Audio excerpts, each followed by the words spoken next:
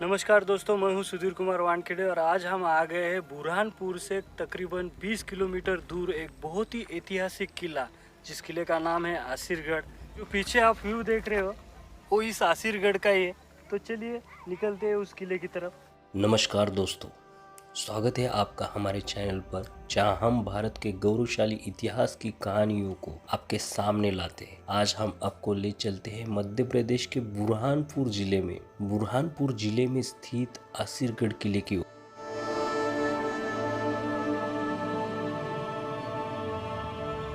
इसे दक्षिण का द्वार भी कहा जाता है। तो चलिए जानते हैं इस किले के अद्भुत इतिहास और रहस्यमय बातें।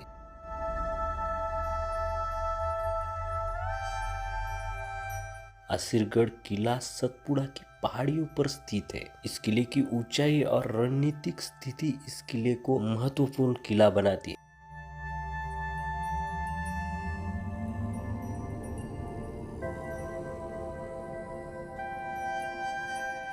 इसे विंध्य और सतपुड़ा पहाड़ों के बीच से होकर जाने वाले मार्ग का संरक्षक माना जाता है। ये किला मुगल और मराठा इतिहास में अहम भूमिका निभा चुका है।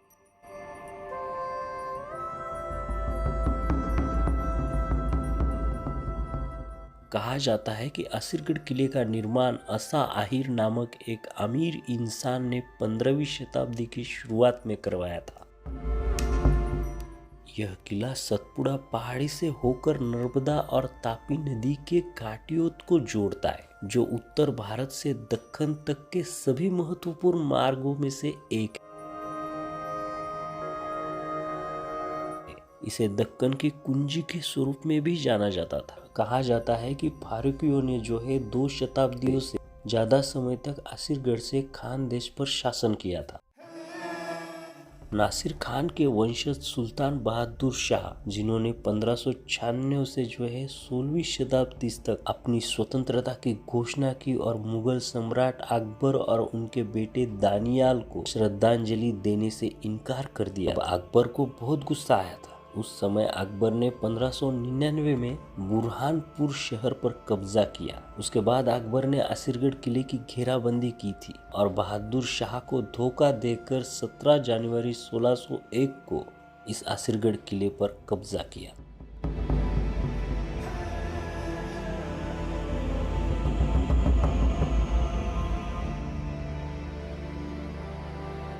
यहाँ के कंस्ट्रक्शन की एक बहुत ही इम्पोर्टेंट बात है। ऊपर देखिए, यहाँ पे आपको स्पेशली ऐसी कोई छत बनाई हुई नहीं दिखेगी, क्योंकि ये पिलर ही ऐसे बनाए हैं कि यहाँ पे ऊपर पर अलग सी कोई छत बनाने की जरूरत नहीं पड़ी। देखिए आप,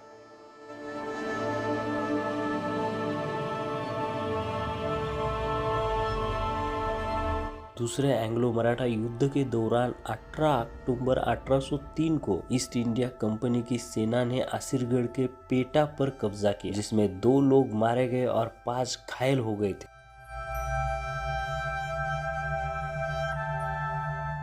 और 1819 की शुरुआत में तीसरे एंग्लो मराठा युद्ध के अंत में, उस समय अधिकांश मराठों के किलों पर अंग्रेजों ने कब्जा किया था, पर उस समय सिर्फ आसिरगढ़ किला ही बच गया था, जिसका किलेदार था जसवंत राव लार। उस वर्ष मार्च के महीने में एक विशाल ब्रिटिश टुकड़ी ने आसिरगढ़ की घेराबंदी की थी, किले के बगल के शहर पर कब्जा किया और संचालन के अस्थायी आधार के रूप में काम किया। अंग्रेजों द्वारा हमला शुरू करने से पहले ही 1200 मजबूत गैरिसन पर लगातार तोपखाने की गोलाबारी की गई। इसके कारण 9 अप्रैल को अंग्रेजों ने इस किले पर कब्जा किया। आसिरगढ़ किले के कब्जे के साथ संघर्ष में अंग्रेजों की जीत पूरी हो गई और सभी सेना अभियान बंद हो गया। किले की वास्तुकला मुख्य रूप से भारतीय वास्तुकला से प्रभावित है। कुछ हिस्सों में फारूकी और मुगल वास्तुकला भी दिखाई देती है, जो इस्लामी, फारसी, तुर्की और भारत की भी जो वास्तुकला है उसका भी यहाँ पे मिश्रण हमें दिखाई देता है।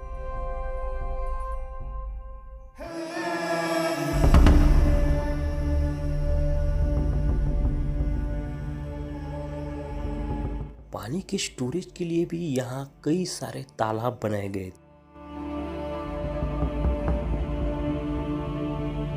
यहाँ गुप्तेश्वर महादेव मंदिर के नाम का एक प्राचीन मंदिर है जो मराठा शासकों ने यहाँ पे बनवाया था, जो हिंदू देवता शिव जी को समर्पित है। एक स्थानिक किंबहुना ऐसी है कि महाभारत के अश्वत्थामा हर सुबह यहाँ शिव जी की पूजा करके यहाँ एक ताजा फूल छोड़ते हैं, और जो भी इस किले पर पहले आता है इस मंदिर में उसे वो फूल दिखाई देता है। कहा जाता है कि वो फूल इन पहाड़ियों में बहुत रेयर पाया जाता है।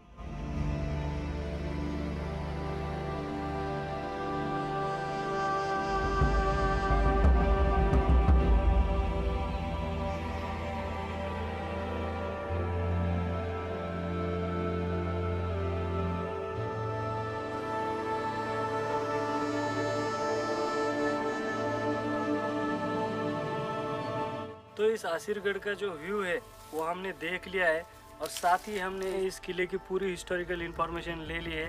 तो ये वीडियो अगर आपको अच्छा लगे तो वीडियो को लाइक कर देना, और साथ ही हमारे एस कुमार व्लॉग इस चैनल को सब्सक्राइब कर देना। तो मिलते हैं ऐसे ही किसी नए वीडियो में, तब तक के लिए नमस्ते, बाय बाय, राम राम।